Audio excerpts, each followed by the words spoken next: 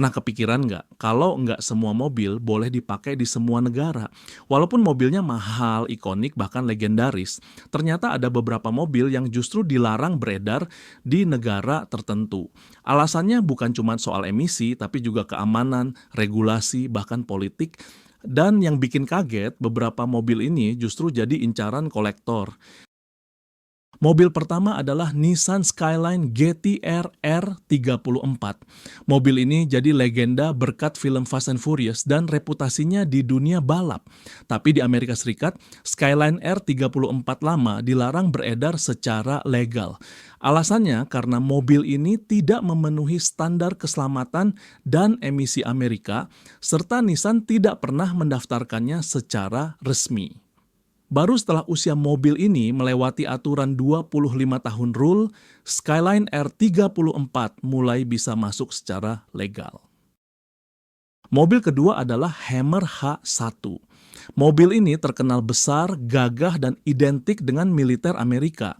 Tapi justru karena ukurannya yang ekstrim, Hammer H1 dilarang atau dibatasi di beberapa negara Eropa. Lebarnya menyulitkan jalan sempit, konsumsi BBM-nya boros, dan emisi gas buangnya jauh di atas batas aman.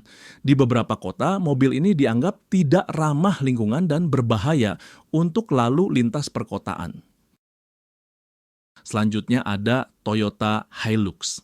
Ini mungkin terdengar aneh karena Hilux dikenal sebagai mobil yang bandel dan populer. Namun, di beberapa wilayah konflik dunia, Hilux justru dilarang atau dibatasi peredarannya.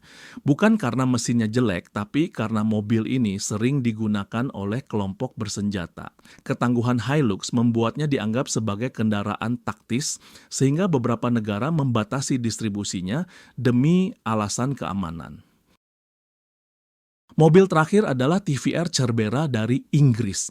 Mobil sport ini punya performa buas, tapi ironisnya tidak lolos standar keselamatan modern. Tanpa airbag, tanpa kontrol traksi, dan tenaga besar di bodi ringan, mobil ini dianggap terlalu berbahaya untuk pengemudi awam. Akibatnya TVR Cerbera tidak bisa dijual bebas di banyak negara. Dari sini kita bisa lihat, mahal, kencang, dan ikonik bukan jaminan sebuah mobil boleh dipakai di mana saja. Regulasi tiap negara berbeda dan keselamatan serta lingkungan tetap jadi prioritas utama. Kalau menurut kalian, mobil mana yang nggak cocok dan dilarang melaju di jalan Indonesia? Tulis pendapat kalian di kolom komentar dan jangan lupa subscribe untuk konten otomotif unik lainnya.